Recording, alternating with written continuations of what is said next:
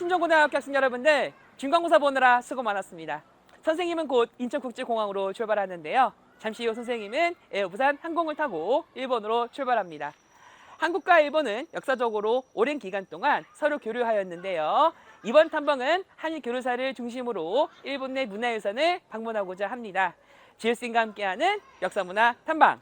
이번에는 조선일보가 후원하는 제44대 일본 속의 한 민족사 탐방과 함께 지금부터 출발합니다. 이크죠!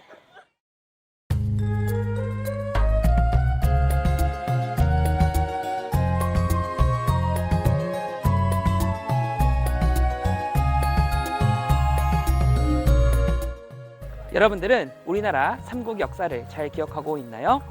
우리나라는 삼한 시절부터 일본의 외화 해상 무역을 통해 교류하였는데요. 한반도에서 삼국이 중앙집권 국가로 성장하던 시기, 일본 열도에서도 야마토 정권이 성립하게 되었습니다.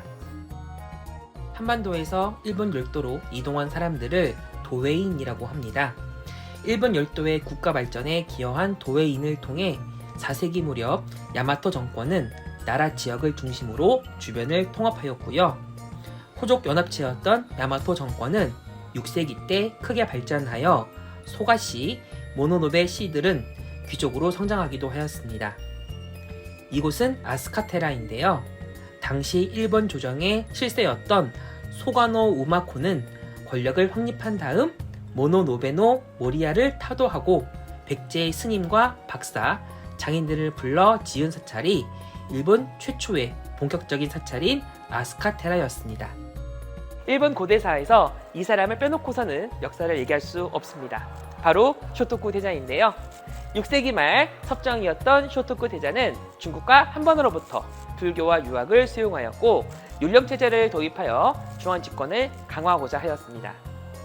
일본에서 대부분 오래된 불교 사찰의 창건 이야기를 보면 반드시 쇼토쿠 대자가 거론됩니다.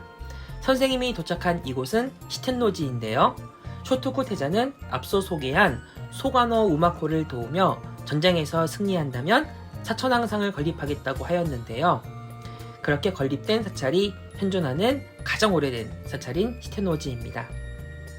백제의 건축 양식으로 제작된 시텐노지는 호르지와 함께 6세기 말 아스카 시대의 대표적인 건축물인데요. 이러한 아스카 양식은 일본 내에 많은 사찰 건립에 영향을 주게 되었습니다.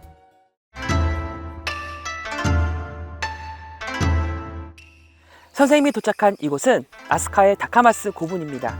이 무덤이 왜 유명할까요? 바로 이 고분 안에 그려진 벽화 때문입니다. 아스카시에는 한반도와 관련이 있는 문화유산을 쉽게 찾아볼 수 있는데요. 다카마스 고분은 특이하게도 고구려의 흔적을 볼 수 있습니다. 7세기 후반, 8세기 초로 연대가 추정되는 이 고분에서 남아있는 부장품은 거의 없지만 현무, 청룡, 백호를 그린 채색 벽화가 발견되었는데요. 바로 고구려의 도교 전례를 알 수 있는 증거이기도 합니다. 또한 긴 저고리와 색동의 주름치마를 입은 4명의 여인의 모습은 북한의 수산리와 덕흥리에서 발견되는 고구려 고분 벽화 양식과 똑같습니다. 백제가 일본에게 직접적인 영향을 준 것뿐만 아니라 고구려 역시 아스카 문화에 영향을 주었다고 할 수 있을 것입니다. 여기는 교토의 고류지입니다. 여러분들은 우리나라의 국보 1호가 무엇인지 아십니까? 바로 숭례문이죠. 그렇다면 일본의 국보 1호는 무엇일까요? 지금부터 같이 살펴보시죠. 선생님이 있는 도시는 교토입니다. 경주와 비슷한 분지 지역인 교토에 신라의 도레인들이 정착하였는데요. 603년 쇼토쿠 대자가 건립한 고류지에는 미륵보살 반가사요상을 모시고 있는 것으로 유명합니다. 이 불상이 일본이 가장 자랑하는 국보 1호입니다. 우아하고 세련된 이 불상을 닮은 금동상은 사실 서울에도 있는데요. 신라의 것으로 추정되는 우리나라 국보 83호인 금동 미륵보살 반가사요상이 바로 그것입니다.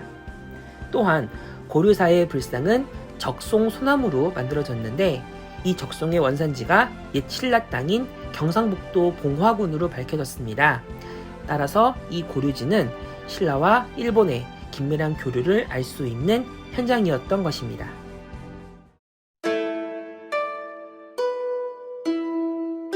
삼국 중 일본에게 가장 많은 영향을 준 나라는 어디일까요? 바로 백제입니다.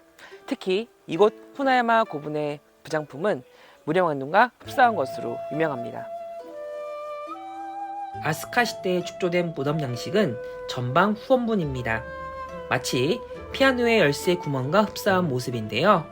우리나라에서는 발견되지 않는 모양이지만 팔자 형태의 우리나라 무덤에서 파생된 것이라는 학자들의 견해도 있습니다. 또한 후나야마 고분에서 출토된 금동제 신발, 관모, 칼, 금귀고리 등은 무령왕릉에서 출토된 부장품과 매우 비슷한데요. 백제와 관련된 인물의 무덤이거나 백제와의 교류가 존재하였다는 사실을 쉽게 추정해 볼 수 있겠습니다. 한편 이곳은 호류지입니다.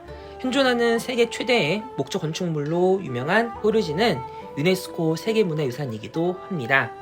607년 쇼토쿠 태자에 의해 완성되었다는 호류지는 고구려 담징 스님이 그린 금당벽화로 매우 유명한데요. 하지만 금당벽화에 새겨진 다른 보살의 목걸이가 백제의 무령왕릉과 유사하고 백제가 고구려의 영향을 받아 건국된 국가라는 점을 생각해보면 당시 호류지에서 고구려를 대신해 백제 화풍이 유행하였음을 생각해볼 수 있습니다. 그리고 백제 관음과 구세 관음상 역시 이름에서부터 알 수 있듯 백제의 영향력을 짐작케 합니다. 구세 관음은 백제 위덕왕이 아버지인 성왕을 추모해 만들어 외의 왕실에 보냈다고 하는데요. 당시 쇼토쿠 태자는 백제 성왕이 환생한 인물로 통했다니 호류지가 갖는 상징성도 대단하다 하겠습니다. 선생님이 도착한 이곳은 도다이지입니다. 선생님 뒤에 사슴이 보이시나요? 사슴공원으로 유명한 도다이지는 도레인의 영향을 받은 사찰입니다. 아잇! 도다이지에 가보기 앞서 사슴들이 선생님에게 계속 달려드네요. 센베이 과자를 먹이고 서둘러 도망쳐야 하겠습니다. 여러분들도 조심하세요.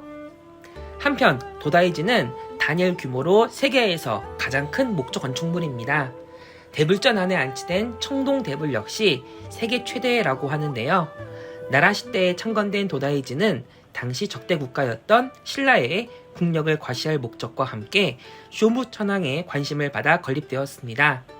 이러한 도다이지 대불의 주조와 발원을 담당한 사람들은 백제계 도레인이었고요. 백제 의자왕의 아들로 알려진 선광의 증손인 경복 또한 도다이지 대불 건립에 많은 자금을 보탰다고 합니다.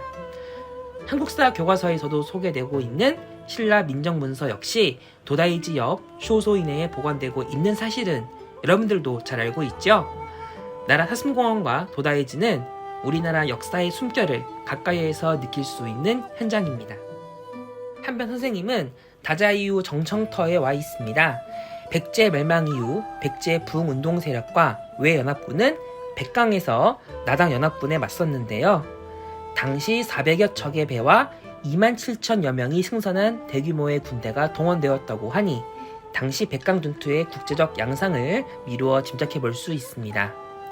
그러한 백제 부흥운동의 실패 이후 백제인들이 성을 쌓은 곳이 다자이유 산성입니다.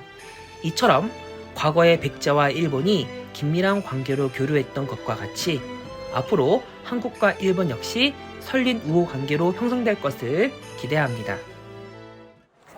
선생님은 사카이에 도착해서 다음 탐방을 계속하고자 합니다. 지오쌤과 함께하는 역사문화 탐방. 4편에서는 센고쿠 시대 이후 한일 관계에 관련한 문화유산을 살펴보도록 하겠습니다. 4편에서 만나요. 맞다네.